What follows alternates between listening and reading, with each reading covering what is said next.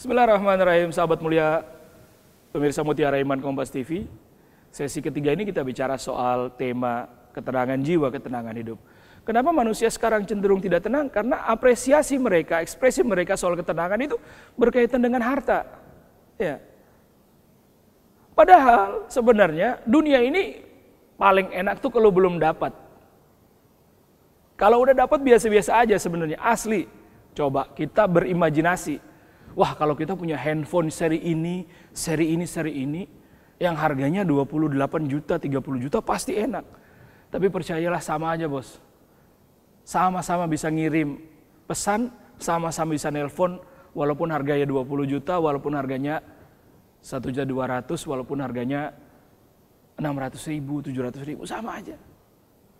Kalau belum didapatkan, begitulah dunia. Tapi kalau udah didapatkan, ya udah. Rasanya biasa-biasa aja, begitulah dunia.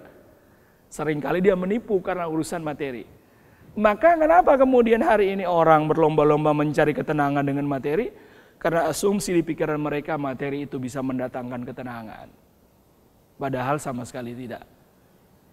Di sesi tadi kita sudah contohkan bagaimana Fir'aun Allah cabut ketenangannya. Bagaimana Korun yang super kaya, crazy rich, Allah cabut ketenangannya. Nah, asumsi kita hari ini, ya, dulu asumsi kita ketika zaman ini belum maju, mungkin orang-orang tua-tua kita, bahagia itu bersyukur dengan apa yang Allah takdirkan hari ini dan Allah peroleh hari ini. Itu bahagia. Dulu zaman kakek kita. Sehingga hidup mereka kelihatan biasa-biasa aja. Punya kebun cengkeh yang ratusan hektar juga tidak kemudian menjadikan mereka jumawa. Biasa-biasa banget. Pergi haji umroh berkali-kali juga biasa banget. Karena mereka menilai bahagia itu dengan apa yang Allah hadirkan hari ini dan Allah cukupi hari ini. Lalu kemudian ketika zaman modern datang, orang mulai mengatakan bahagia itu kalau kita mampu memiliki sesuatu sama dengan orang. Nah, kalau orang punya mobil jenis ini, kita punya mobil jenis ini, kita kira itu udah bahagia tuh. Naik lagi tuh tingkatan level kebahagiaan kita. Asumsinya soal barang. Kalau orang pakai baju merek ini, nah kita pakai baju merek itu juga. Itu baru bahagia. Nah, lebih gila lagi. Sekarang level kebahagiaan tuh sudah naik. Kalau orang tidak mampu membeli sesuatu dengan standar ini dan kita punya, itu bahagia. Ini sudah menjadi sesuatu yang akan menyiksa hidup kita. Kalau orang nggak punya mobil seri ini, yang kira-kira mobilnya dibuat di dunia hanya 7 seri. Lalu ada orang beli mobil itu, dan dia bahagia. Padahal sebenarnya naik mobil yang 7 seri itu dengan ambil mobil angkot sama aja, rodanya juga sama berputar gitu. Nah, level-level kebahagiaan itu yang membuat manusia sekarang ini tidak tenang. Dari awalnya manusia pandai bersyukur dengan apa yang Allah takdirkan, nafsunya mulai naik satu tingkat nih. Kalau barang kita, kualitas hidup kita, yang kita pakai itu nggak sama dengan orang, kita mulai nggak tenang. Atau lebih rendah daripada orang, kita mulai nggak tenang. Harus sama dengan orang. Begitu naik lagi levelnya. Begitu Allah tinggikan dikit dia kekuasaan dan jabatan, naik lagi levelnya. Kalau tidak punya rumah di area ini, bahkan di luar negeri, tidak lagi dianggap hebat. Dan itu dianggap bahagia.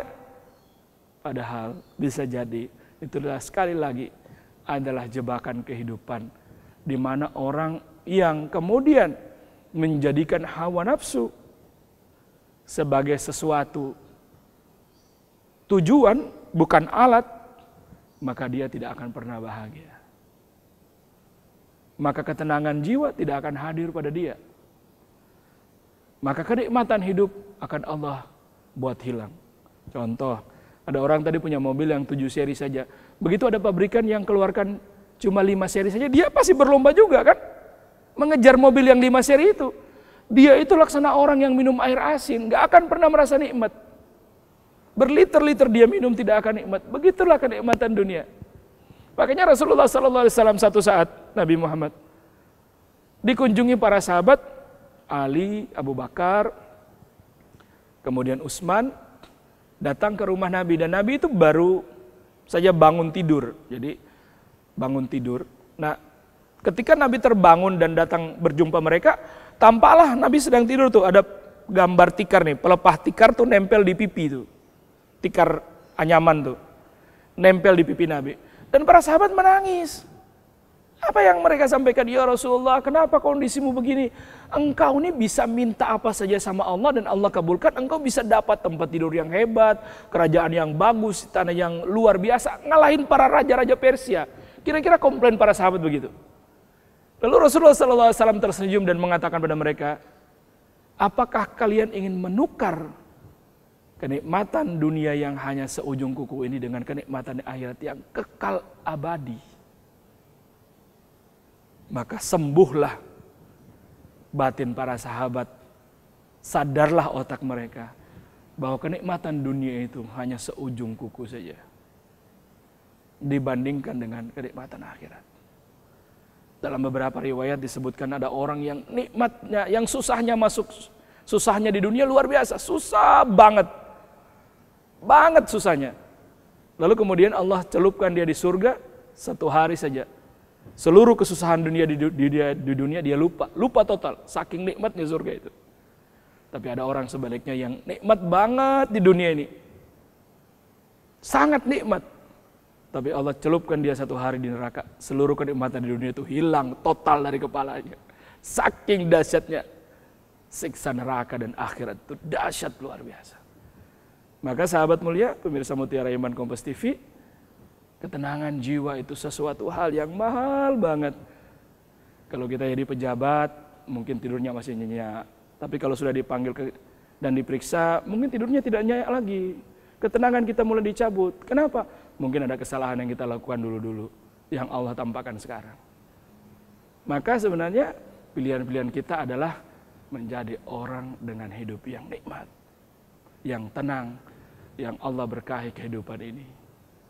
Mudah-mudahan hidup kita Allah berkahi dengan mengikuti syariat Rasulullah SAW dan keberkahan ini pada urusan dunia dan sejahtera ketika berjumpa dengan Allah Subhanahu wa taala. Mohon maaf atas segala perkataan yang salah. Wallahu muwaffiq ila thoriq. Usikum wa nafsi taqwallah. Assalamualaikum warahmatullahi wabarakatuh.